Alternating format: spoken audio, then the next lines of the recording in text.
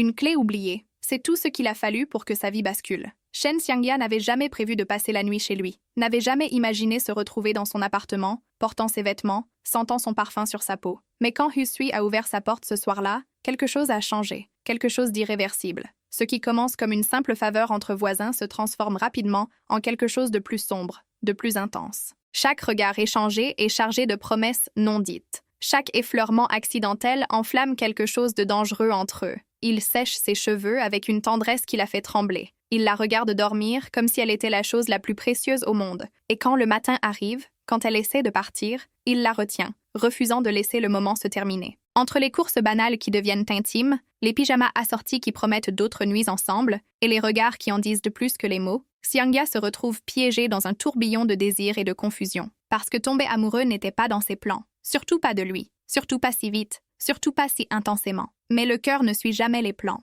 Et quand Husui murmure enfin les mots qu'elle avait peur d'entendre, elle devra choisir, fuir la tempête ou s'y abandonner complètement. Une histoire de désir interdit, de nuits volées, de confessions sous les étoiles. Parce que parfois, l'amour ne frappe pas doucement à la porte. Il la défonce.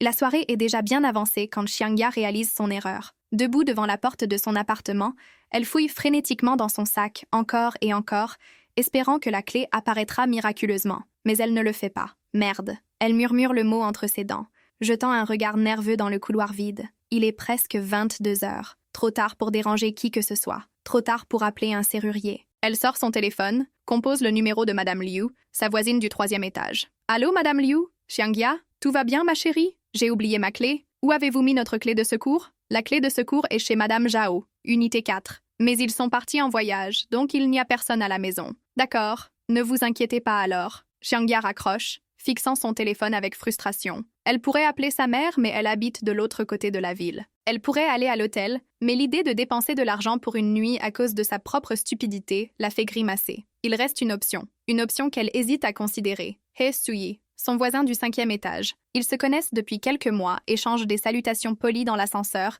se sourient quand ils se croisent dans le hall, mais ils ne sont pas vraiment amis, pas vraiment proches. Pourtant, il est sa seule option maintenant. Elle fixe son contact dans son téléphone, son pouce planant au-dessus du bouton d'appel. C'est inapproprié, c'est gênant. Mais qu'est-ce qu'elle est censée faire? Dormir dans le couloir? Elle appuie sur le bouton avant de pouvoir changer d'avis. Le téléphone sonne 1 fois, 2 fois, 3 fois. Elle est sur le point de raccrocher quand il répond. Xiangya, sa voix est profonde, légèrement rauque, comme s'il était sur le point de s'endormir. Ou peut-être venait-il de se réveiller. « Je suis désolée de te déranger si tard.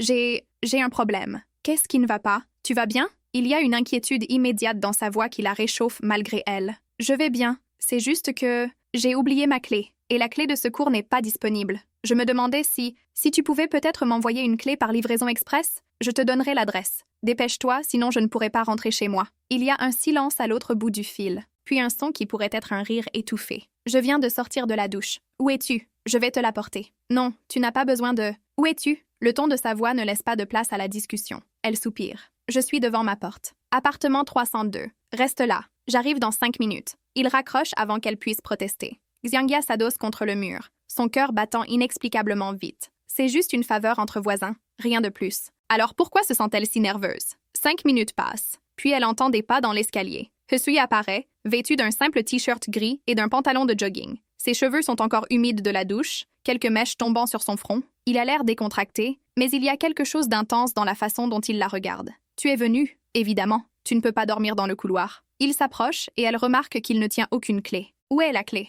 Il s'arrête devant elle, si proche qu'elle peut sentir le parfum frais de son savon, voir les gouttelettes d'eau encore accrochées à son cou. « Je n'ai pas de clé de secours pour ton appartement. »« Quoi? Mais alors pourquoi ne pas simplement rester chez moi? » Les mots tombent entre eux, lourds de sous-entendus. Xiangya sent son souffle se coincer dans sa gorge. « Je ne peux pas faire ça. Pourquoi pas? J'ai un canapé. Tu peux dormir là. » Mais sa voix suggère qu'il sait exactement pourquoi c'est une mauvaise idée. Et pourtant, il le propose quand même. C'est inapproprié. Plus inapproprié que de dormir dans le couloir. Il a un point. Elle regarde sa porte fermée, puis lui, puis la porte à nouveau. D'accord. Mais juste pour cette nuit. Juste pour cette nuit. Il répète les mots, mais quelque chose dans son ton suggère qu'il ne les croit pas plus qu'elle.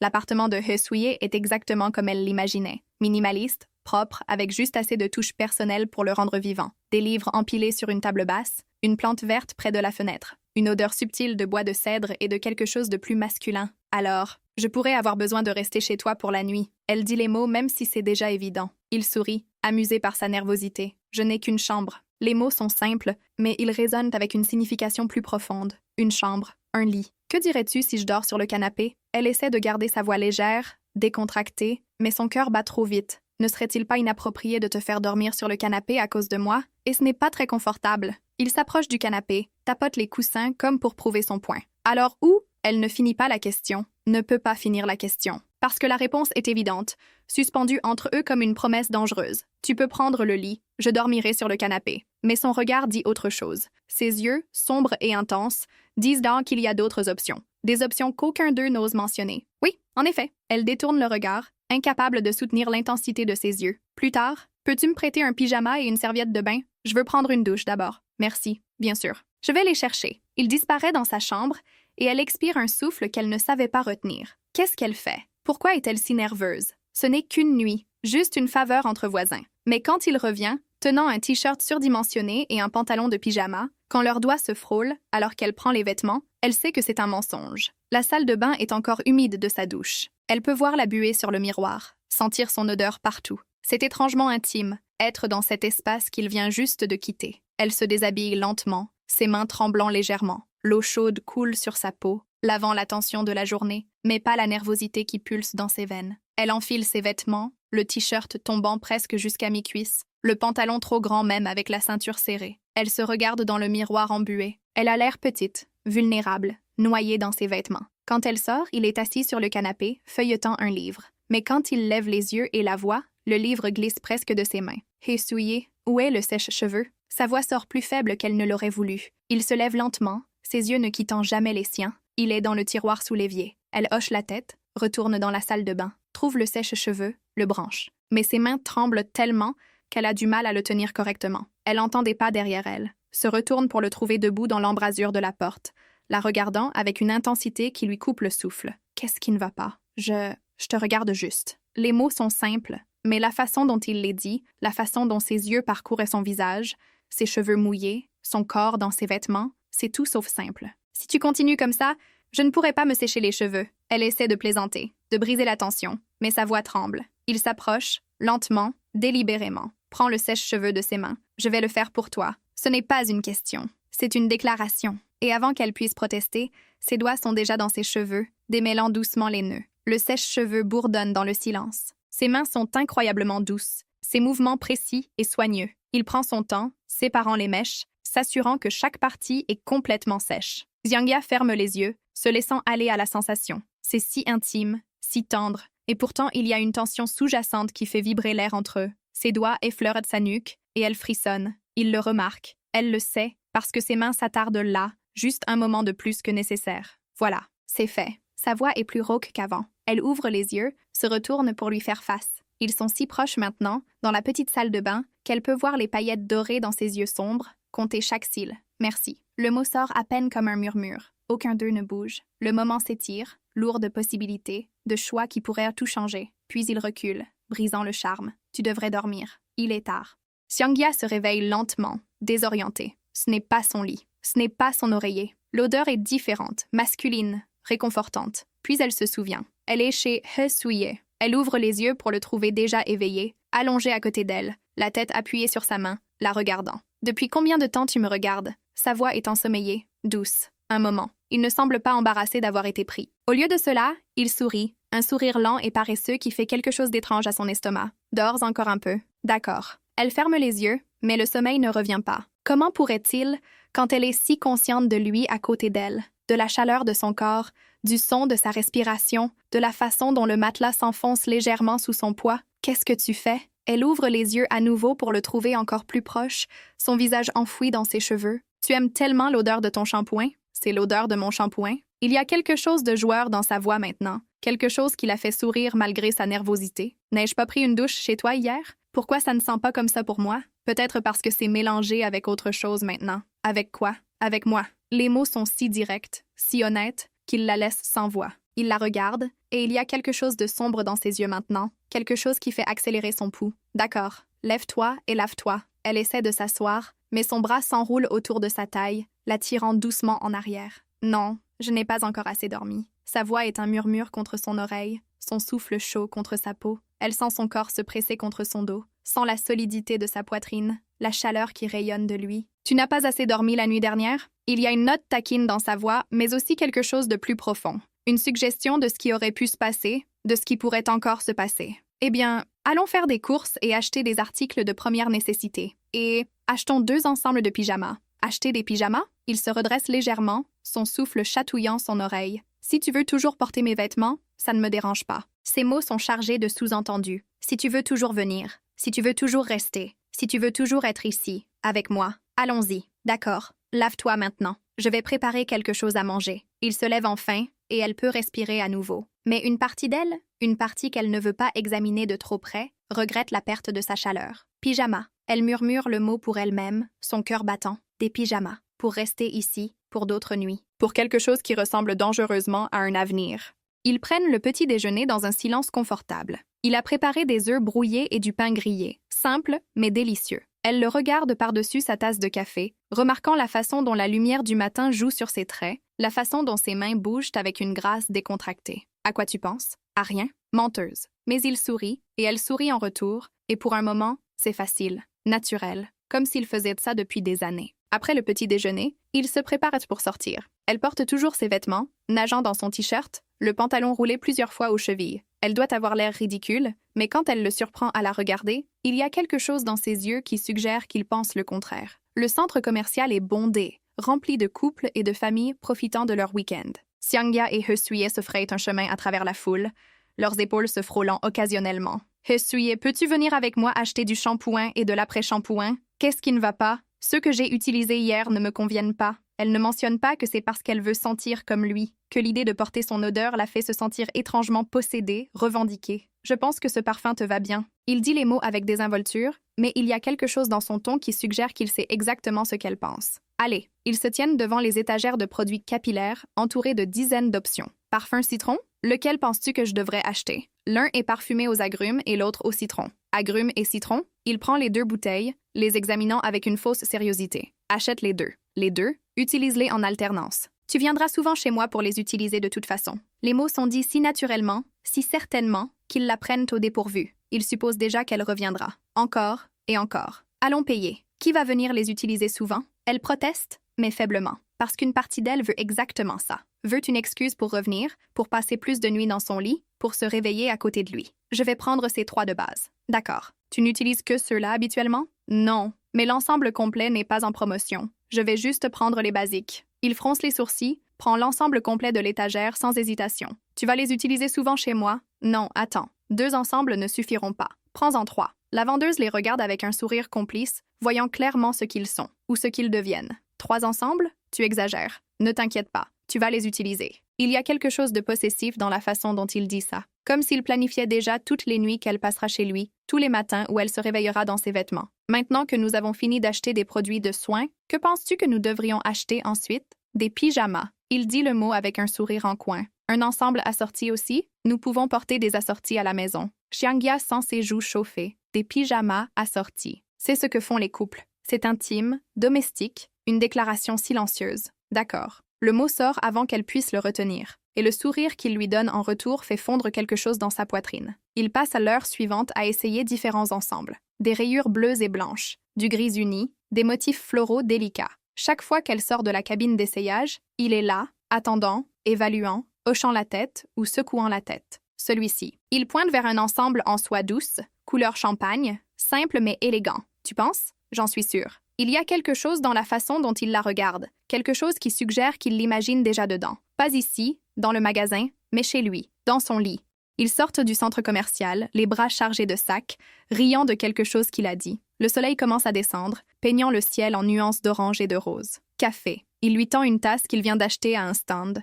Elle la prend avec reconnaissance, leurs doigts se frôlant. Qu'est-ce que tu regardes? Regarde cette fleur. Elle est si belle. C'est comme un pissenlit rose. Elle pointe vers un parterre de fleurs près d'un café. Les fleurs sont délicates, éthérées, se balançant doucement dans la brise. Elle est vraiment belle. Il ne regarde pas les fleurs. Il la regarde, elle, n'est-ce pas? Elle se tourne vers lui, et leurs yeux se rencontrent. Pour un moment, le monde autour d'eux s'estompe. Il n'y a que lui, elle, et cette chose innommable qui grandit entre eux. Xiangya, la voix brise le moment. Ils se tournent tous les deux pour voir Madame Chen, la mère de Jiangya, marchant vers eux avec un sourire radieux. « Maman, qu'est-ce que tu fais ici? Je faisais juste des courses. » Le regard de Madame Chen va de Xiangya à He Sui, remarquant leur sac, leur sourire, la façon dont ils se tiennent si proches l'un de l'autre. « Et qui est-ce? » Maman, c'est He Sui, mon voisin. Le mot semble inadéquat maintenant, mais elle ne sait pas quoi dire d'autre. Ton voisin. Madame Chen répète le mot, un sourcil levé. C'est « J'ai oublié ma clé hier soir, alors je suis restée chez lui. » Elle voit le moment exact où sa mère tire ses conclusions.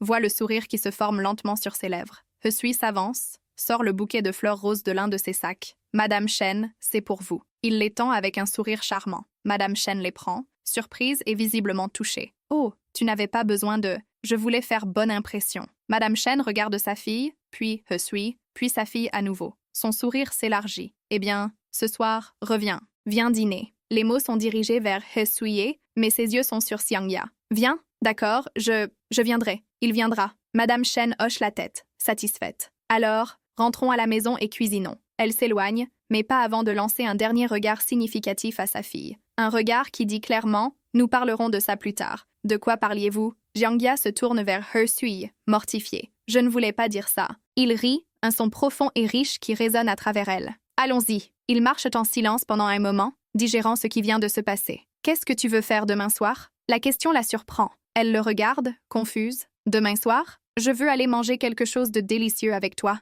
C'est dit si simplement, si naturellement, comme s'ils faisaient déjà ça, comme s'ils étaient déjà quelque chose. « D'accord, je te retrouverai après le travail. » « Non. Je viendrai te chercher après le travail. Ce n'est pas nécessaire. Je peux revenir toute seule. Comment? Je prendrai le bus. C'est vraiment pratique. » Il fronce les sourcils, visiblement pas satisfait de cette réponse. « D'accord alors, je t'attendrai à l'arrêt de bus. » « D'accord, on se voit à l'arrêt de bus demain. » Elle sourit, et il sourit en retour. Et encore une fois, c'est si facile, si naturel. Le lendemain soir, Xiangya termine son travail avec une anticipation nerveuse. Toute la journée, elle n'a pu penser qu'à lui, à son sourire, à la façon dont il l'a regardé, à la promesse de ce soir. Quand elle arrive à l'arrêt de bus, il est déjà là, appuyé contre un lampadaire, tenant quelque chose derrière son dos. « Tu es là? Je t'ai dit que je t'attendrai. » Il s'approche, et c'est alors qu'elle voit ce qu'il cache. Un bouquet de ces fleurs roses délicates qu'elle admirait hier. « Pour toi. » Il les tend, et elle les prend, son cœur se gonflant. « Tu t'en es souvenu? Je me souviens de tout ce que tu dis. » Ils montent dans le bus, s'asseoir à l'arrière. Le bus est bondé, les forçant à se presser l'un contre l'autre. Son bras s'enroule naturellement autour de ses épaules, l'attirant plus près. Le trajet est court, mais chaque seconde est chargée de tension. Sa main joue avec une mèche de ses cheveux. Son pouce caresse son épaule. Ce sont de petits gestes, innocents en apparence, mais ils envoient des frissons à travers elle. Nous sommes arrivés. Ils descendent du bus, et il la guide vers un petit restaurant qu'elle n'a jamais remarqué avant. C'est intime, faiblement éclairé, avec des box privées et des bougies sur chaque table. Le dîner est délicieux, mais elle goûte à peine la nourriture. Elle est trop consciente de lui en face d'elle, de la façon dont il la regarde, de la façon dont son pied trouve le sien sous la table. Xiangya. Il dit son nom doucement, et elle lève les yeux. Qu'est-ce qui ne va pas? Il tend la main à travers la table, prend sa main dans la sienne. Je dois te dire quelque chose, et j'ai besoin que tu m'écoutes jusqu'au bout. Son cœur commence à battre plus vite. D'accord. Il prend une profonde inspiration, ses doigts se resserrant autour des siens. Ces derniers mois, te connaître, c'est devenu la meilleure partie de ma journée. Te voir dans l'ascenseur, te croiser dans le hall, échanger des sourires, des salutations. Il fait une pause, ses yeux cherchant les siens. Mais ce n'est plus suffisant. Je ne veux plus être juste ton voisin. Je ne veux plus juste des sourires polis et des conversations superficielles. Qu'est-ce que tu veux? Sa voix est à peine un murmure. Je te veux, tout de toi, tes matins et tes nuits, tes sourires et tes larmes, tes bons jours et tes mauvais jours. Il se lève, contourne la table, s'agenouille à côté d'elle pour qu'ils soient au même niveau. He Sui, je t'aime bien, Xiangya. Je t'aime vraiment beaucoup. Et je sais que c'est rapide. Je sais que nous nous connaissons à peine, mais je ne peux plus faire semblant. Sa main libre monte pour caresser sa joue. Alors je te demande, veux-tu être ma petite amie? Le monde semble s'arrêter. Xiangya peut entendre son propre cœur battre, peut sentir la chaleur de son corps si proche du sien, peut voir la vulnérabilité dans ses yeux alors qu'il attend sa réponse. Elle pense à la nuit dernière, à la façon dont il a séché ses cheveux avec tant de tendresse, à la façon dont il l'a tenue pendant qu'elle dormait, à la façon dont il l'a regardée ce matin, comme si elle était la chose la plus précieuse au monde. Elle pense à aujourd'hui, au pyjama assorti, à la façon dont il a dit si certainement qu'elle reviendrait, à la façon dont il l'a regardée pendant tout le trajet, comme s'il ne pouvait pas détacher ses yeux d'elle. Et elle réalise que ce n'est pas une question de si elle ressent quelque chose pour lui, c'est une question de si elle est assez courageuse pour l'admettre. Oui, le mot sort à peine comme un souffle. mais il l'entend. Elle voit le moment où il l'enregistre, voit ses yeux s'élargir, voit le sourire se former lentement sur ses lèvres. Oui, il a besoin de confirmation, a besoin de s'assurer qu'il n'a pas mal entendu. Oui, je veux être ta petite amie, et puis il l'embrasse. Ce n'est pas comme elle l'imaginait. Ce n'est pas doux ou hésitant. C'est affamé, désespéré, comme s'il attendait ce moment depuis une éternité et ne peut plus se retenir. Ses mains s'enfoncent dans ses cheveux, l'attirant plus près. Ses lèvres bougent d'un contre les siennes avec une urgence qui lui coupe le souffle. Elle s'accroche à lui, ses doigts se crispant sur sa chemise, se laissant emporter par l'intensité. Autour d'eux, le restaurant continue de vivre. Des gens rient, parlent, mangent, mais dans leur petit box, il n'y a que lui et elle, perdus dans leur propre monde. Quand ils se séparent enfin, tous deux sont à bout de souffle. Il appuie son front contre le sien, ses yeux fermés, essayant de reprendre le contrôle. Désolé, c'était trop? Non. Elle lève une main, touche ses lèvres, encore gonflées du baiser. C'était parfait. Il ouvre les yeux, et ce qu'elle voit là la fait frissonner. Du désir, oui, mais aussi quelque chose de plus profond, quelque chose qui ressemble dangereusement à de l'adoration. Rentrons à la maison. Sa voix est rauque, chargée de promesses. Chez toi ou chez moi? Chez nous. Les mots la frappent. Chez nous, pas chez lui, pas chez elle. Chez nous, d'accord. Ils prennent un taxi, incapables d'attendre le bus. Dans l'obscurité de la banquette arrière, sa main trouve la sienne, leurs doigts s'entrelaçant.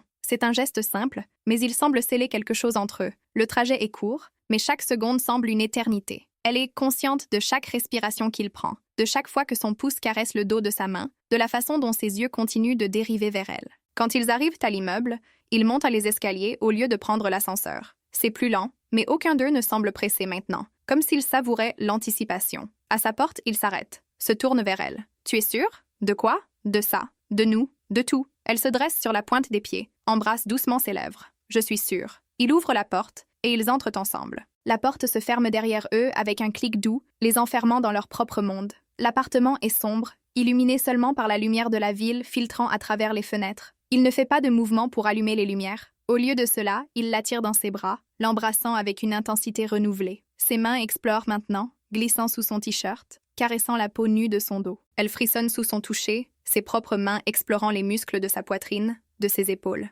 Il la soulève, et elle enroule ses jambes autour de sa taille, ses bras autour de son cou. Il la porte vers la chambre, leurs lèvres ne se séparant jamais. Il la dépose doucement sur le lit, son corps couvrant le sien. Le poids de lui est réconfortant, ancrant. Elle se sent en sécurité, désirée, aimée. « Tu es si belle. » Il murmure les mots contre sa peau, sa voix rauque de désir. Ses lèvres tracent un chemin le long de sa mâchoire, de son cou, trouvant tous les endroits qui la font gémir. « Je suis... » Son nom sort comme une supplication. Pourquoi? Elle ne sait pas. Plus? Moins? Tout? Je suis là. Je t'ai. Ses mains sont partout maintenant, découvrant, revendiquant, et elle se laisse aller, se perd dans les sensations, dans lui. Les heures passent dans un brouillard de baisers et de touches, de murmures et de gémissements. Ils explorent, découvrent, apprennent les corps de l'autre comme s'ils étudiaient pour l'examen le plus important de leur vie. Et quand ils s'endorment enfin, enlacés, épuisés, satisfaits, Xiangya sait que quelque chose a fondamentalement changé. Elle n'est plus seule, elle n'est plus juste elle-même, elle est la moitié d'un nous, et ça ne lui a jamais semblé aussi juste. Le matin arrive avec une lumière douce. Elle se réveille pour le trouver déjà éveillé, la regardant avec ce regard qu'elle commence à adorer. « Bonjour, ma petite amie. » Les mots la font sourire. Un sourire si large que ses joues lui font mal. « Bonjour, mon petit ami. » Il l'embrasse, doux et paresseux, un baiser du matin qui promet des milliers d'autres à venir. « J'ai quelque chose pour toi. » Il se lève, va à son bureau, revient avec un petit paquet. « Qu'est-ce que c'est? Ouvre-le. » Elle défait l'emballage pour trouver une clé. Une clé neuve, brillante, attachée à un porte-clés avec leurs initiales gravées. C'est une clé de mon appartement, pour que tu n'aies plus jamais à dormir dans le couloir, pour que tu puisses venir quand tu veux, rester aussi longtemps que tu veux. Il prend sa main, presse la clé dans sa paume. Parce que cet endroit, c'est autant le tien que le mien maintenant. Tu es chez toi ici, avec moi, toujours. Xiangya regarde la clé, sentant les larmes piquer ses yeux. C'est plus qu'une clé. C'est une promesse, un engagement, une déclaration que ceci est réel, que c'est pour toujours. Hisui. Tu n'as pas à l'utiliser si tu ne veux pas, mais je veux que tu saches que tu as toujours une place ici, dans mon appartement, dans mon lit, dans mon cœur. Elle lève les yeux vers lui, et les larmes coulent maintenant, mais ce sont des larmes heureuses. Je t'aime aussi. Les mots sortent facilement, naturellement, parce qu'ils sont vrais, parce qu'elle le ressent dans chaque fibre de son être. Il l'attire dans ses bras, la tenant si fort qu'elle peut à peine respirer. Mais elle ne veut pas qu'il la lâche. Jamais. Nous allons être heureux ensemble. Je te le promets, je te crois. Et elle le fait. Pour la première fois de sa vie, elle croit en l'amour, croit en l'avenir, croit que parfois, les meilleures choses arrivent quand on oublie sa clé.